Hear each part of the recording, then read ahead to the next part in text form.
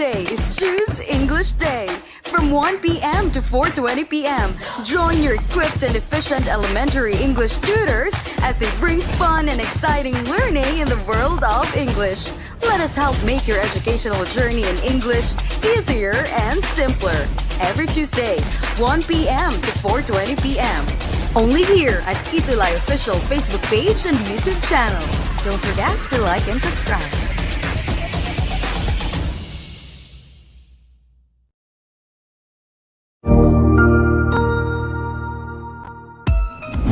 Mabuhay! Good day to all! I am your tutor Madge.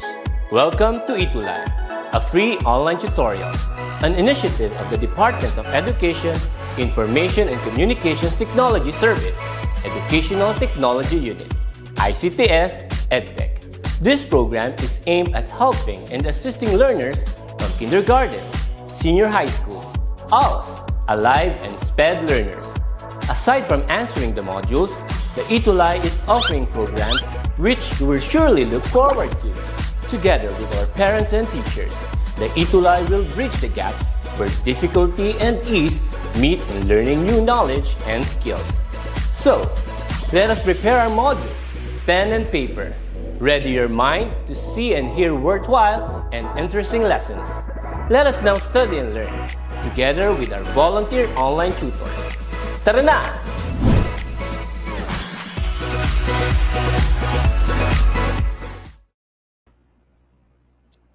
All right. Good afternoon. Good afternoon to everyone who's watching us live through DepEd ETUlay official Facebook page and YouTube channel. At magandang hapon sa lahat ng mga mag-aaral, guro at mga magulang na nakatutok ngayon.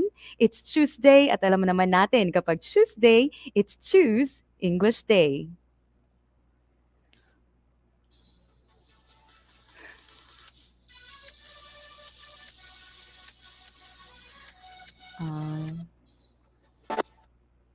Alright, ayan na. Alright, ayan na. My presentation's on screen already. So once again, good afternoon to everyone. Ito pa rin po ang inyong katuwang tungo sa karunungan. This is Tutor Ann, all the way from the land of sweet surprises, Negros Occidental. At nakikita nyo naman po ngayong hapong ito.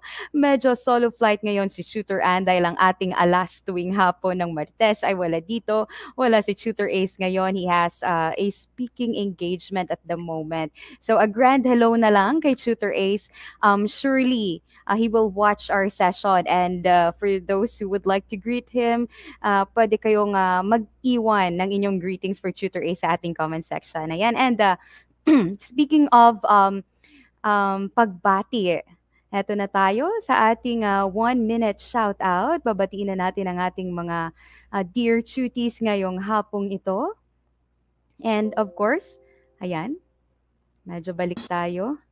Eto, alright. This is it.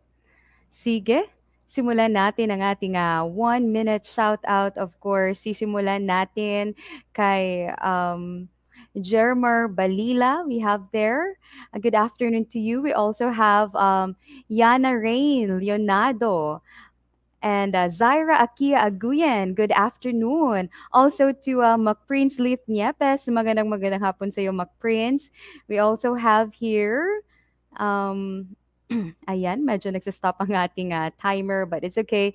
Babatiin din natin si Grazer Ni Ekuyen. I hope that I was able to pronounce that correctly. We also have Ryan Matthew and Loton Evangelista III. Good afternoon to you. We also have here Eileen Okot.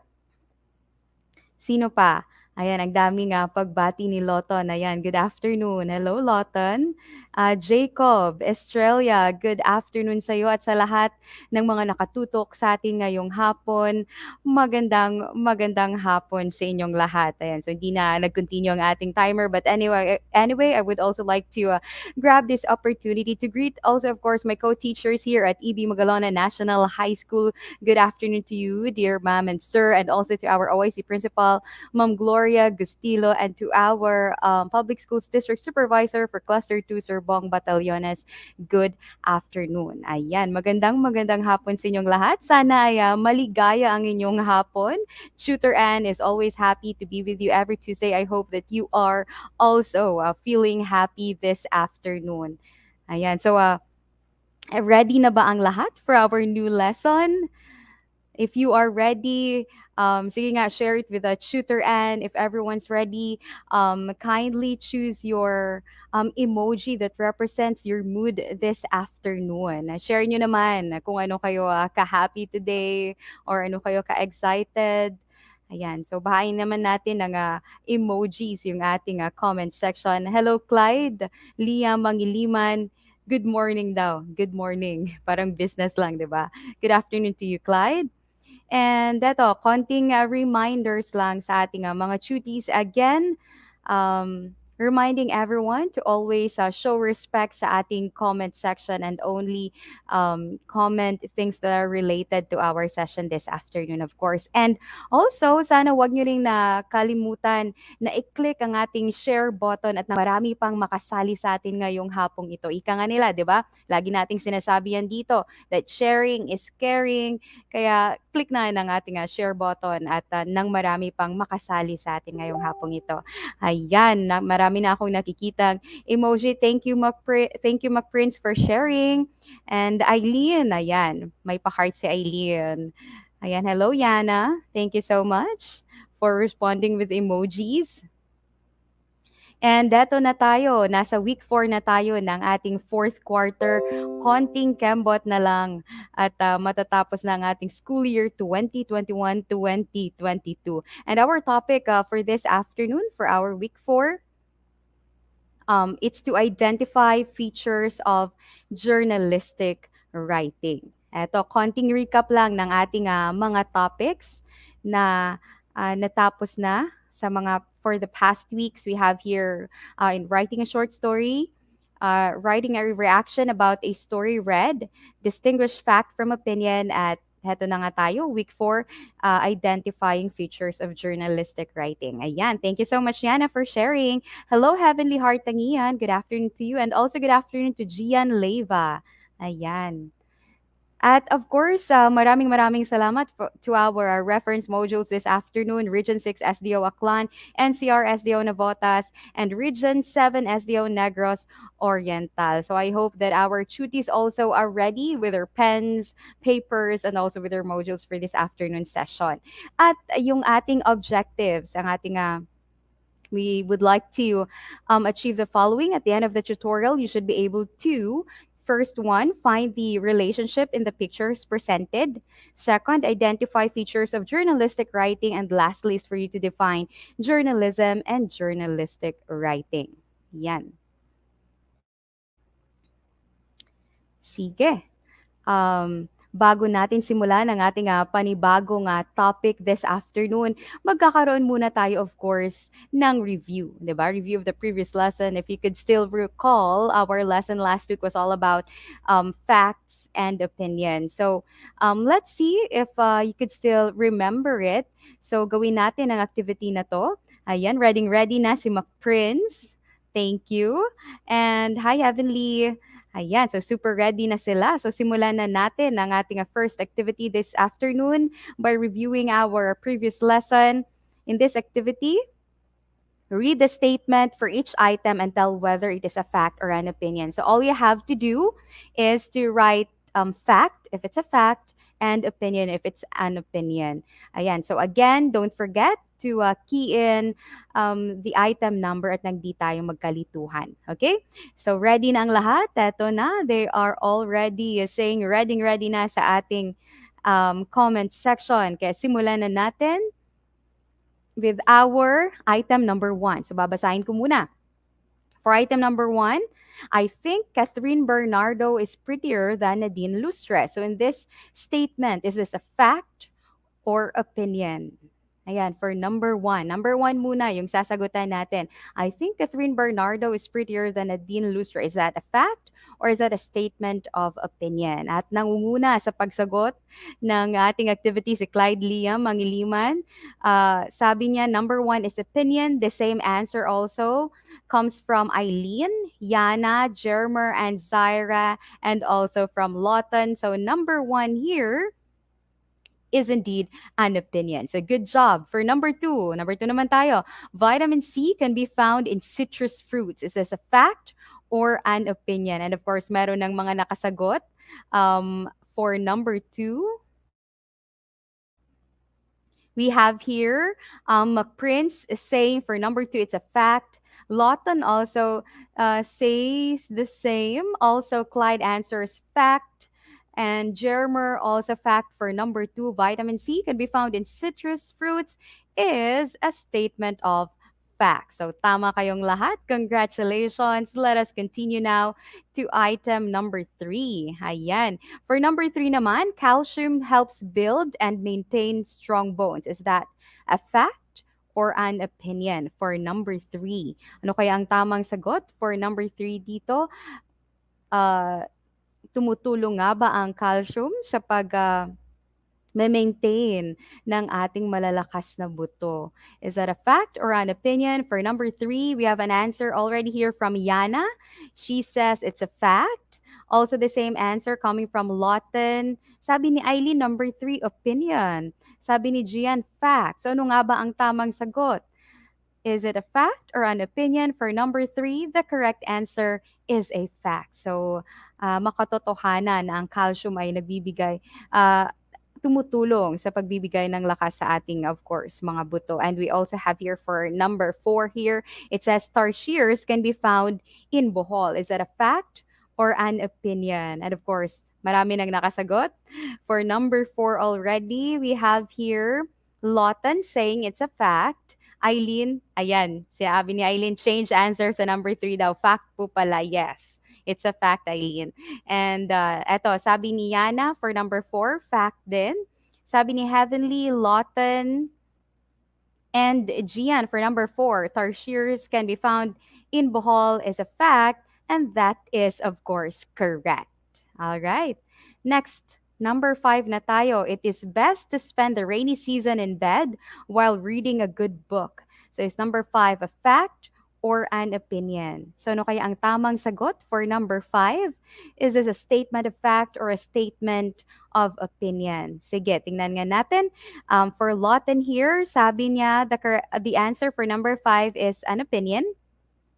Sabi ni Clyde, fact.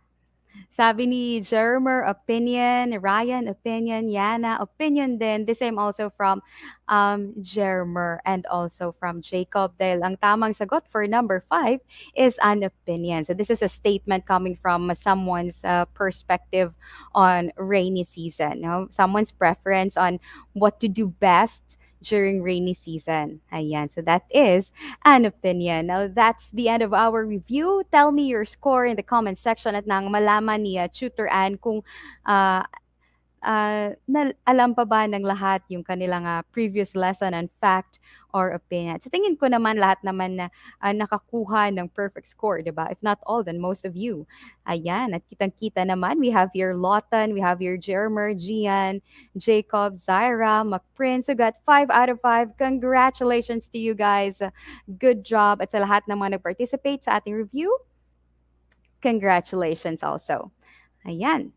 So our next activity here, let us test your knowledge by studying the pictures that will be shown on the next slide, and all you have to do is to answer the question. Sige. Tingnan natin kung ano ang litrato dito sa next slide. So I have here a pen and paper and a reporter's microphone. Now, ang tanong dito, how are they related to each other? Ano yung pagkakapareho nila? Ng pen and paper, saan kaya sila ginagamit? No, saan kaya ginagamit yung pen and paper and reporter's microphone at sinong gumagamit nito? 'Di ba? How are these things related to each other? Hello, Carl Gian. Sige nga, sagutin nyo nga yung ating question dito. How are these things related? Saan ito ginagamit at sino kayang gumagamit nito? We have the pen and paper and reporter's microphone. All right, so we have answers here already. Sabi ni Loton, reporters use them always po. Tama. And Heavenly, sabi niya, journalists. And sabi ni Eileen, in writing and reporting for journalism. Tama din. Yana, they are both used for journalistic writing po. Ayan, tama.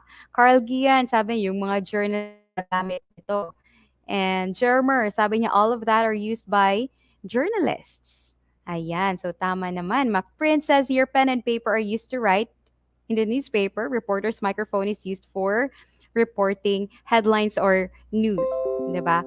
Well, all of your answers are actually correct. The pen and paper and the reporter's microphone are used by journalists or reporters to make news or broadcast news, diba? Now, ang tanong ngayon, is it important for people to be updated with the latest news? Kailangan nga ba nating maging updated sa mga balita? What do you think? Is it a yes or a no? Yan. Sabi ni Zaira sa journalist din, yes, tama yan, Zaira. Ayan, sabi ni Carl Gian, yes, it's important. And also, Lotan and Heavenly agreed with that. Tama.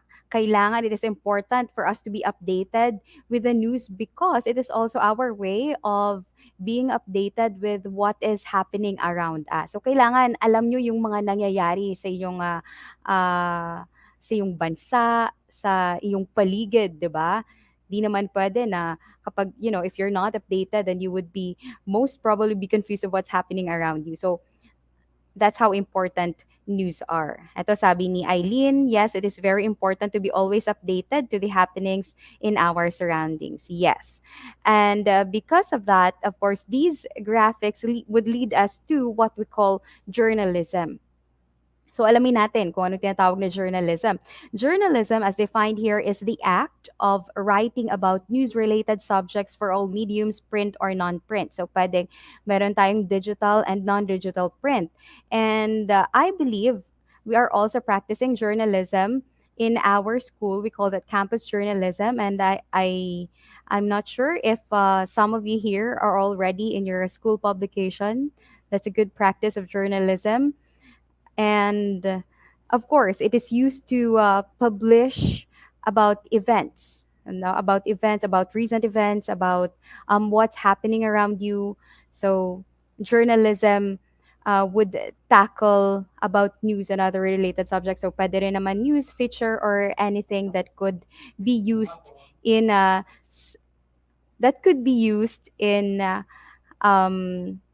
sharing what's happening around you.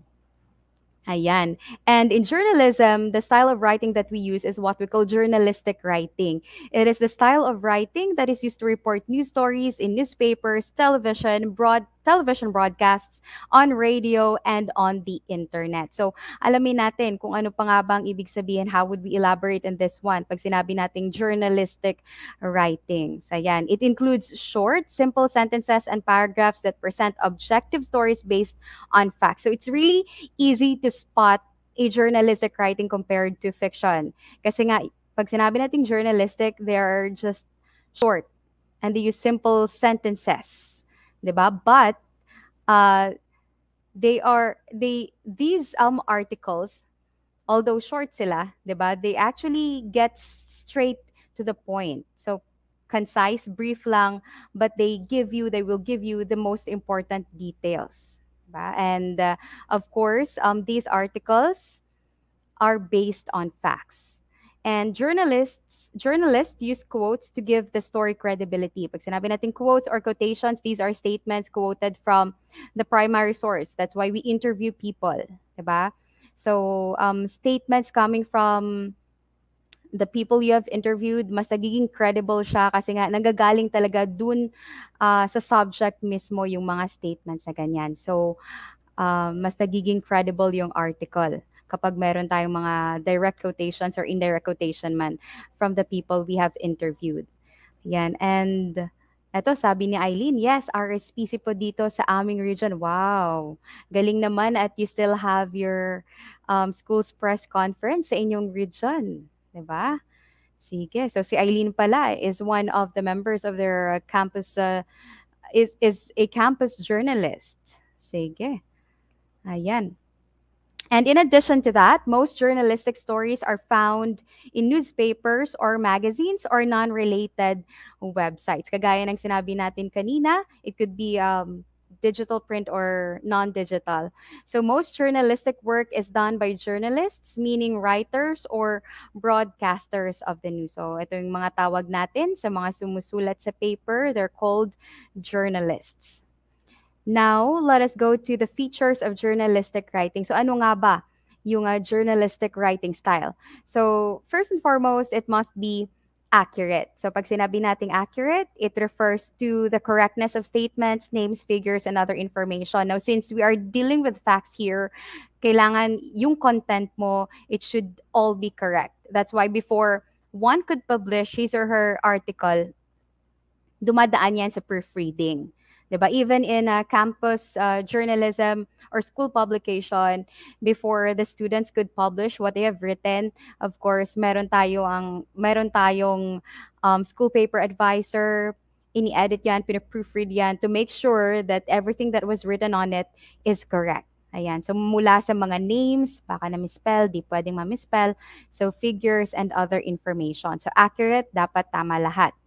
Second is objective. Now, the news does not take sides and is devoid of any impartiality. Now, since you're just reporting about facts, then dapat maging objective tayo. Dapat walang side na pinapanigan, 'di ba? So dapat fair lang. Ayan. So be objective and factual. That's number one, actually. It consists of actual persons and events with nothing invented. So, hindi gawa-gawa lamang yung content ng ating mga articles in journalistic writing. Lahat sila makatotohanan. Alam yan ng mga campus journalists natin. All right, next to it, number 4, balance. Both sides of a story are addressed and received equal coverage. So, kagaya nga ng sinabi natin, dapat objective siya. So, dapat balance siya. Dapat both sides were presented. At walang side na tinatago tayo dapat sa isang article. Diba? So, dapat balance sila lang. Dapat just and dapat fair ang pag-cover ng isang topic. Fifth is concise. It is short enough to contain the most important facts. So you don't have to like put a lot of details on it. You have to go straight to the point with the most important details in your articles. Timely. It refers to the freshness or immediacy of the event. So, dapat press ka. Diba sabi nga nila, yung balita, dapat fresh yan. Kasi napapanis yung balita kapag pinapatagal pa bago i-publish, right? So timely, it tells about recent events, diba? Para mas makarelate tayo. Ganyan. Next, seventh is precision. You have to be precise. Each word should be used as it was intended by its original dictionary meaning. Meanings often evolve over time, but in journalistic writing, we stay true to the book, and there should also be no slang or abbreviation. So since this is formal writing, we don't do slangs, we don't do abbreviations. When it comes to the word usage, of course, you have to use words that are simple and that are easy to understand by the reader. So you are writing for the public. So you have to make sure that your words are simple enough to be understood by everyone. So hindi kailangan na gumamit ng mga highfalutin words or yung mga slang that's not necessary and that's not being observed in journalistic writing. Ito, sabi ni Heavenly, yes, sometimes may bias po. Pero dapat in journalism, walang bias yan dapat kasi all facts lang ang ating ini-relay. Sabi ni Mac Prince, before publishing the newspaper, someone checks them so to identify if they're fake news. Exactly, yes. There's the grammar and content checking to make sure that everything that will be published is really based on facts and should be accurate, of course. Concise, complete, and straight to the point. Yes, tama yan, Eileen. Walang double meaning. Yes, Heavenly, walang double meaning. Kung anong isinulat, that's what it means. Next feature of journalistic writing, yung structure.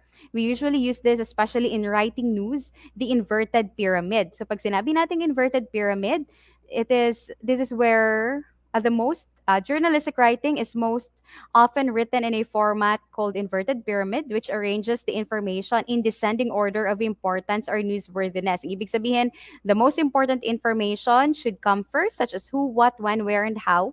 The important details of the story should follow. After this, other general information should be included. So pag sinabi nating inverted pyramid, nagsisimula tayo sa pinaka-importanteng information down to the least important. Kaya we are narrowing down, ayan, kagaya nga as illustrated in our inverted pyramid there.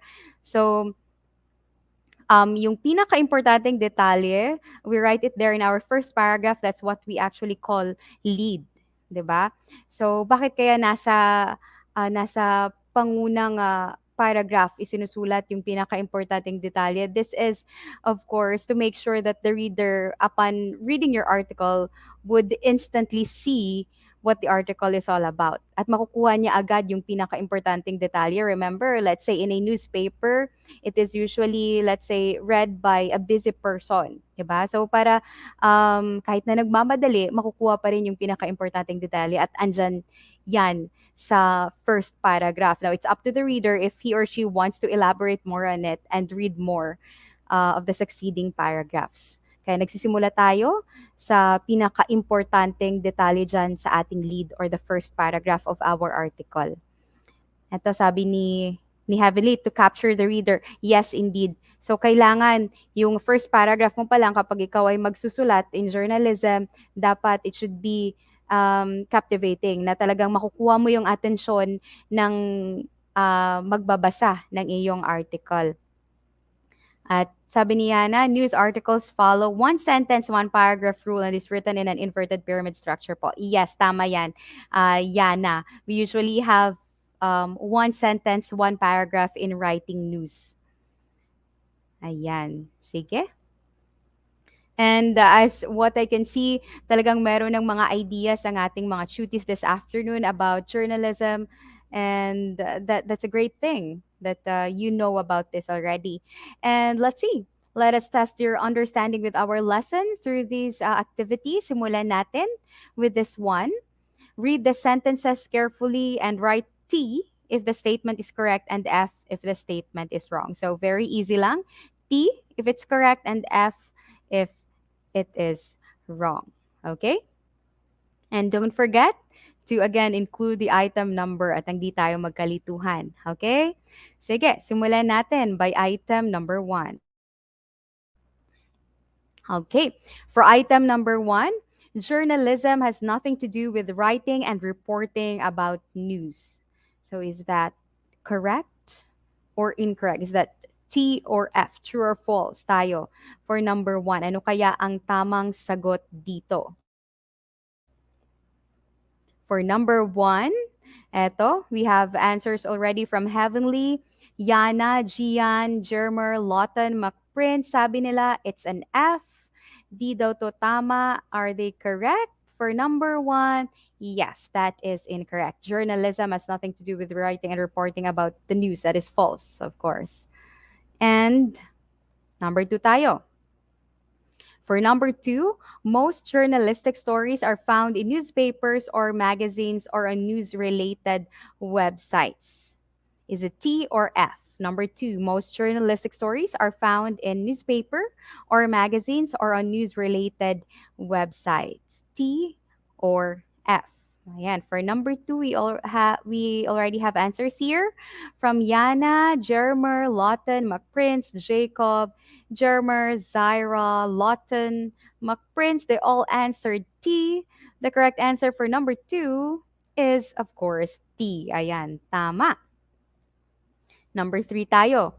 All right, for number 3, in the inverted pyramid structure, the most important details in the story appear in the first paragraph or of the article. Tama nga ba?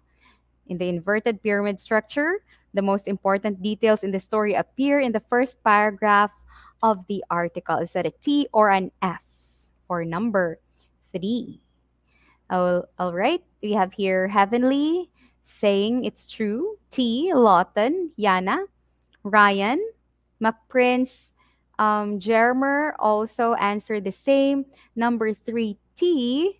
That is correct. Again, good job, everyone. T is the answer for number three. Next, number four tayo. In journalistic writing, correctness of statements, names, figures, and other information is observed. This feature is referred to as being objective. Objective nga ba ang tawag sa feature na ito? Correctness of statements, names, figures, and other information. Ano kaya ang sagot for number four? Is that being objective? Is it true or false for number four? T or F tayo. Sige nga. Sabi dito I guess, all of you answered the same. Gian, Lawton, Yana, Jermer, Zaira, they all answered D. Again. Sige. Ano nga ba ang tamang sagot for number four? Number four, sabi ni Eileen, F, and that is correct. Alam niyo ba kung anong feature to? This feature being defined here is what we call accurate. Being accurate or accuracy. Yung pagiging tama ng lahat dapat. 'Di ba? That's the number one feature presented to you a while ago. Ayan. Next, number five. Journalists use quotes to give the story credibility. Ayan. For number five, journalists use quotes to give the story credibility. Is that T or an F?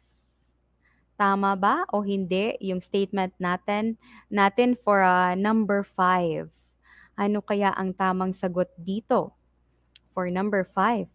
Ito, we have answers already from Carl Gian, Jermer, Heavenly, Eileen, McPrince. Sabi nila, it's a T, it's true, it's correct. The correct answer for number five is T. Tama ang statement na ito. So we use quotation to give more credibility to our story. Ayan, sige nga. Share with me your scores for this activity. Sino-sino kayang nakakuha ng perfect score? 5 out of 5. Sino kaya? Let's see.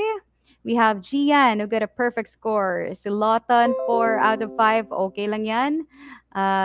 Jermer also got 4 out of 5. McPrince, 4 out of 5. Carl Gian, 5 out of 5. Eileen, 5 out of 5. Congratulations, Mapa 4, Mapa 5. Still, congratulations to everyone who participated. You have done a great job. Kaya bawi tayo in our next activity here. Eto, 10 items to.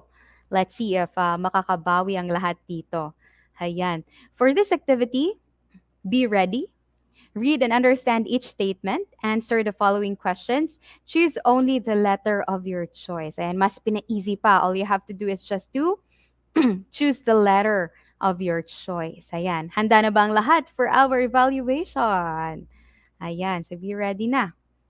Let's go to item number 1.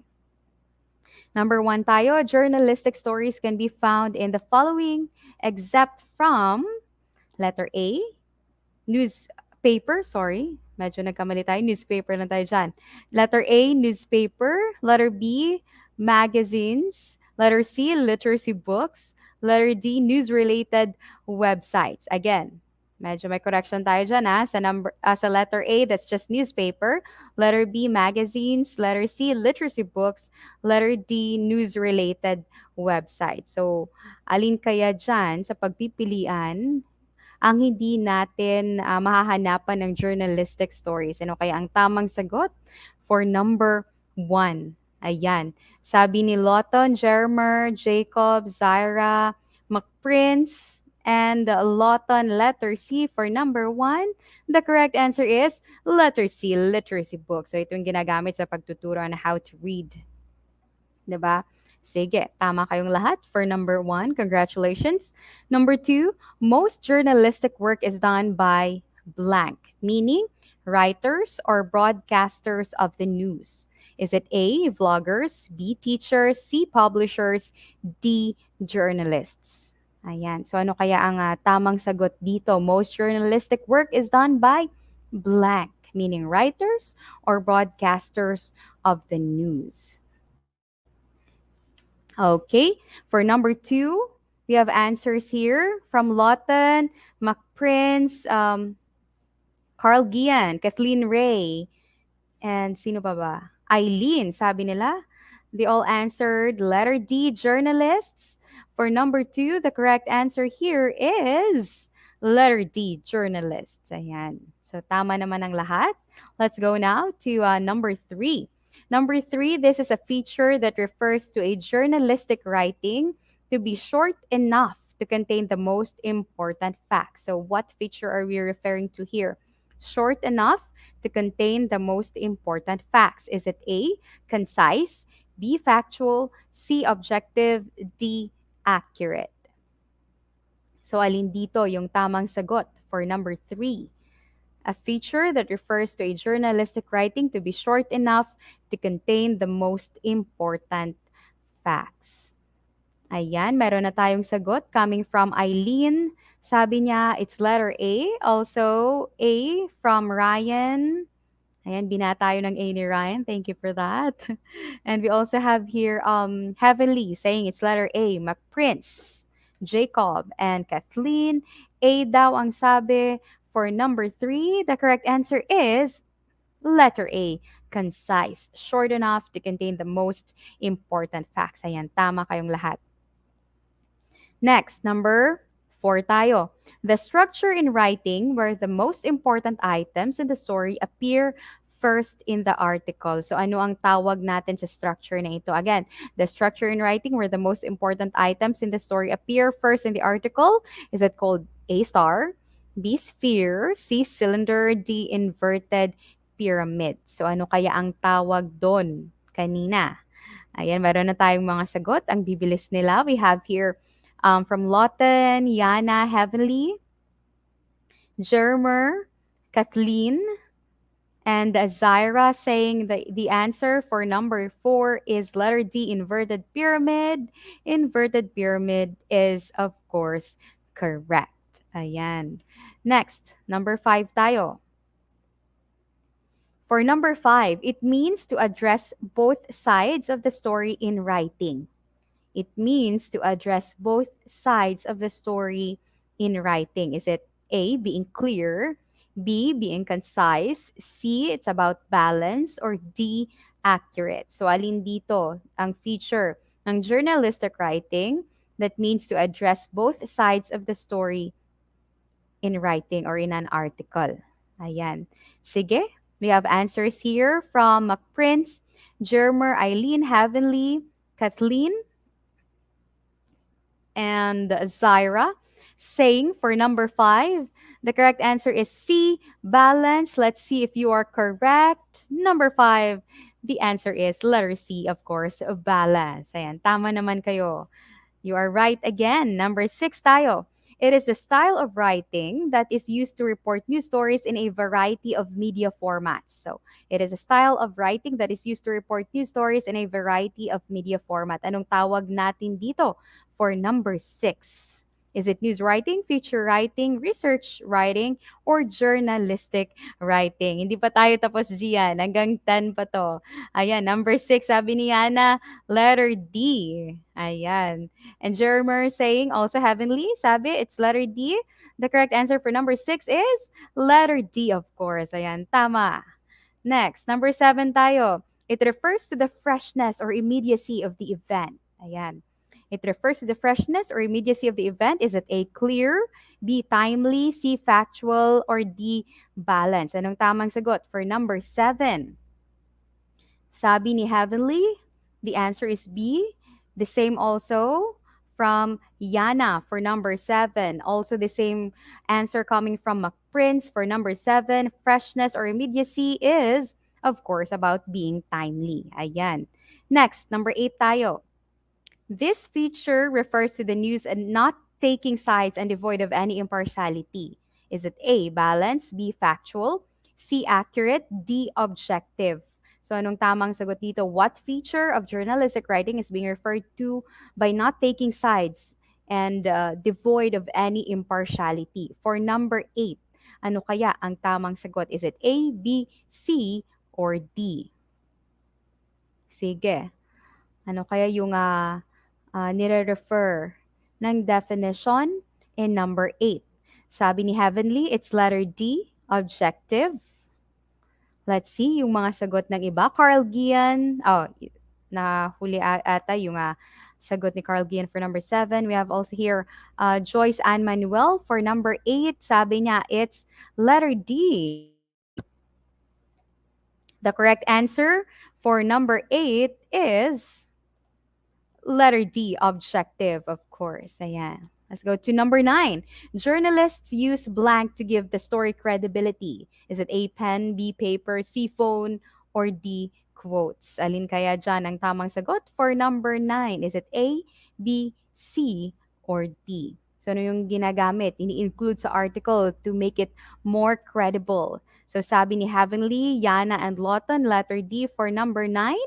That is correct. Tama ka din, Jermer. The correct answer for number 9 is letter D. Number 10 tayo, it means that a journalistic writing consists of actual persons and events with nothing invented. Is it A, clear, B, timely, C, factual, D, balanced? So, alin ang tamang sagot dito for number 10? What feature of journalistic writing is being referred to? Is it A, B, C, or D? McPrince and Yana and Heavenly says it's letter C, being factual. Germer also answered the same. The correct answer for number 10 is, of course, factual. Ayan. So, tama kayong lahat. Now, let's find out who got a perfect score in our test here. Sige nga, share it with me in the comment section. Let's see kung sinong nakakuha ng perfect score. And while you do that, while we wait for the scores, let's just have a short recap. Today, this afternoon, we have learned that journalism is the act of writing about news related subjects for all mediums, print or non print. And as well, we have learned that journalistic writing is the style of writing used to report news stories in newspapers, television broadcasts, on radio, and on the internet. And we have also learned the various features in journalistic writing, such as accuracy, accurate, objective, factual, timely. Ano pa ba? What else have we learned? Ano pa nga mga features of journalistic writing that we have tackled this afternoon? Sige nga, concise, being precise as well. Diba? And of course, the structure that is commonly used is the inverted pyramid. Ayan, at eto na ang mga scores ng ating mga cuties. We have here 10 out of 10. Kathleen, Lawton, Yana, ayan, and Heavenly, Zaira, Carl Gian as well. Ayan. So, thank you so much. Ayan. So, Heavenly and answered concise, objective. Tama yan. So, once again, congratulations to everyone who have participated at sa lahat ng mga nakuha ng perfect scores. Good job. Diba? At sa lahat ng hindi pa, well, you could still work on it.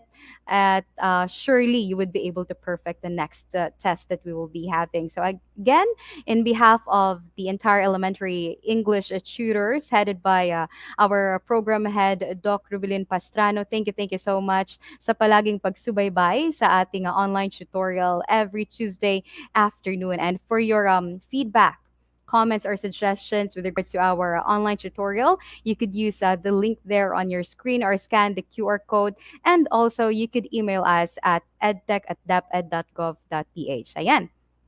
I guess that's it for me. Up next na po, sina Tutor Emmy and Tutor Joni for English 5. At sa muli, this is Tutor Ann nagsasabing paalam muna sa ngayon. See you next week. Keep safe, everyone.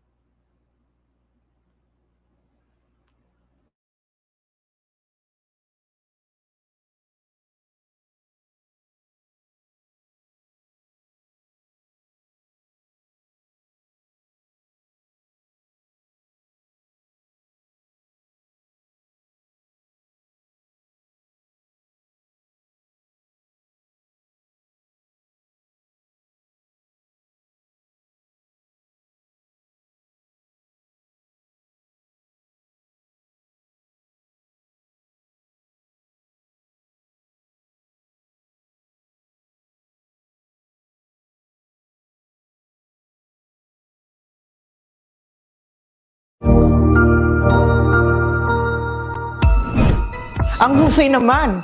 Natapos mo ang iyong tutorial session kasama ang iyong mahusay na ETUlay tutor. May bago ka bang natutuhan? I-share na yan gamit ang hashtag ETUlay Level Up. Huwag aalis ha, dahil may susunod pang programa na pwede mo ring panoorin at salihan. Dahil naghihintay na ang iyong mga tutors. Happy learning dito sa ETUlay!